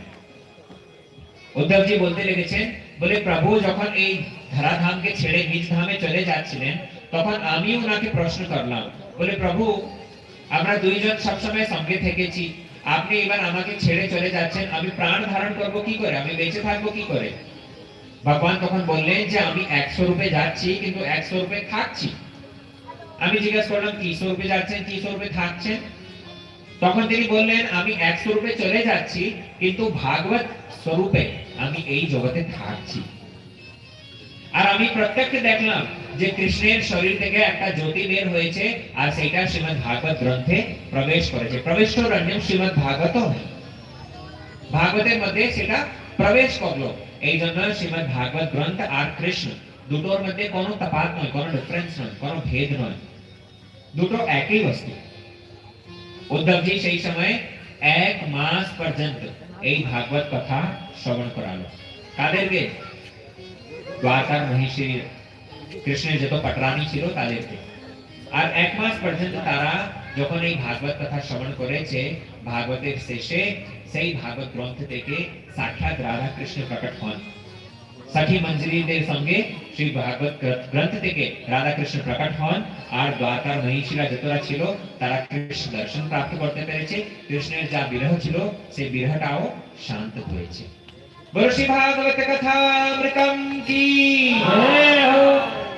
এই জন্য এই ভাগবত গ্রন্থকে সাধারণ বই মনে করবেন না। এই ভাগবত গ্রন্থ অত্যন্ত মহিমাবান। এই ভাগবত গ্রন্থ শ্রবণ করার ফলস্বরূপেই দ্বারকার মহিষীরা তারা কৃষ্ণের বিরহকে শান্ত করতে পেরেছে। আমরাও যদি কৃষ্ণের সাক্ষাৎকার করতে চাই, কৃষ্ণ বিরহকে শান্ত করতে চাই, তাহলে এই ভাগবত গ্রন্থ শ্রবণ করতে হবে। এই ভাগবত গ্রন্থ সাক্ষাৎ কৃষ্ণ স্বরূপ। এখানে ये ভাগবত বিরাজমান আছে মানে কি এই সম্পূর্ণ প্রাঙ্গণ এটা হরি মন্দির, এটা ভগবানের মন্দির। আপনারা সবাই এই প্রাঙ্গণে বসে ভগবানের কথা শুনছেন, আপনারা সাক্ষাৎ ঠাকুরের কোলে বসে আছেন। ভাগবত কথা শ্রবণ করা মানে কি আপনারা সাক্ষাৎ কৃষ্ণের কোলে বসে আছেন। আপনারা এই মন দিয়ে কথা শুনেন, এখানে যদি কেউ মন দিয়ে ভগবানের কথা শ্রবণ করছে, তাহলে কাল যমদূত তাকে ধরতে পারবে না। আরে মায়ের কোলে যদি কেউ সন্তান বসে থাকে, কেউ তাকে ক্ষতি দিতে পারবে, করতে পারবে? মা তাকে সবসময় রক্ষা করবে, হ্যাঁ কি না? ঠিক তদ্রূপ আমরা সবাই যদি মন প্রাণ দিয়ে ভগবানের কথা শুনি, তাহলে আমরা সবাই ভগবানের কোলে বসে আছি। আর ভগবান কোল থেকে যমদূত দিতে পারবে? যমদূতেরও সাহস নয়। যতক্ষণ পর্যন্ত আপনারা এই প্রাঙ্গণে বসে আছেন, ভগবানের কথা শুনছেন, কারো মৃত্যু নয়। अन्यथा मृत्यु तो सब समय इदिक घुरছে, যার সময় আসে তাকে ঘরে নিয়ে যাচ্ছে। কিন্তু কাল চক্র ডরায় দেখিয়া বিষ্ণুদাস। ভগবানের ভক্তকে কাল পর্যন্ত, জম পর্যন্ত ভয় পায়। বুঝতে পারছেন তো? এমন দয়ালু গ্রন্থ, এমন শ্রেষ্ঠ সর্বশ্রেষ্ঠ গ্রন্থ শ্রীমদ্ ভাগবতম আমরা শ্রবণ করছি, আমরা অত্যন্ত ভাগ্যবান। আজকে কথাকে এখানে বিশ্রাম দিচ্ছি। কাল থেকে আমরা এই ভাগবতের বিষয়বস্তু, ভাগবত যে আরম্ভ হয়েছে নেমিষারণ্য থেকে, সেই কথাটা আমরা শ্রবণ করব। এই ভাগবত সর্বপ্রথম পরীক্ষিত মহারাজকে সুখদেव গোস্বাमी শ্রবণ করवालेন। সুক্তাল ওই উত্তর প্রদেশে মুজফ্ফরনগর আশেপাশে একটা জায়গা আছে সুক্তাল, গঙ্গাতট। সেখানে এই কথা অধিবেশন সর্বপ্রথম হয়েছিল। রাজা পরীক্ষিত শুনেছিলেন সুখদেव গোস্বাमी মুখারবিন্দ থেকে। আবার এই কথা আয়োজিত করা হয়েছে নৈমিষারণ্যে, লখনৌ বলে একটা জায়গা, সেখানে নৈমিষারণ্যতে এই কথা আয়োজিত করা হয়েছে। সেখানে সনকাদি ঋষি আর শ্রুত গোস্বামী তাদের মধ্যে সংবাদ হয়েছে।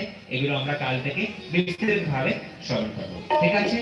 নিতাই গৌর প্রেমানন্দে হরি হরি বল। ভাগবত কথা কি এবার প্রভু আমাদের একটা ভজন গাইবেন, আর যা আপনারা এই ভজন শ্রবণ করে আর নিজে নিজে বাড়ি যেতে।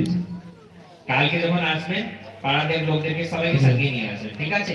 অন্তত 2-4 দিন এই ভগবানের চর্চা, ভগবত কথা তাদের কানে পড়ুক।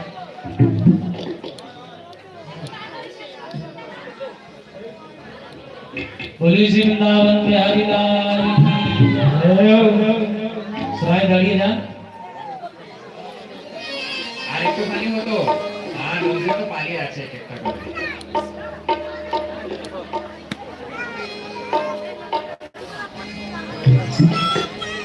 वो बाके बिहारी की देख छटा, वो देख छटा केरो मन है गयो लटा फटा। बाके बिहारी की देख छटा, वो देख छटा केरो मन है गयो लटा फटा।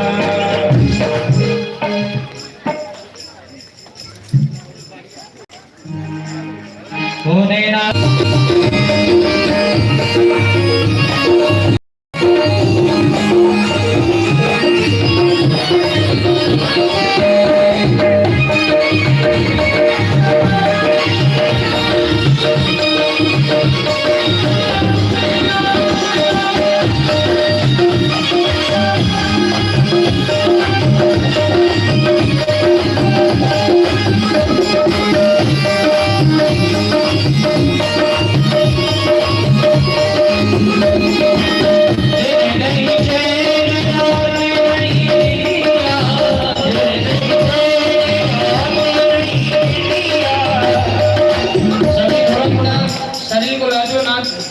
नृत्य कीजिए सभी। হরে কৃষ্ণ। প্রভুজি আমাদের প্রজেক্ট ভজন কাটছে, বুঝতে পারছেন তো? যাদের প্রজেক্ট যারা হয়নি তারা আমাদের ভজন শুনে আনন্দ পান। আর যখন ভজন হয় সবাই একটু শরীরকে নাড়াচাড়া করে চিন্তা করবে, গাছের মতো দাঁড়িয়ে থাকবেন না কেউ, ঠিক আছে? नहीं चले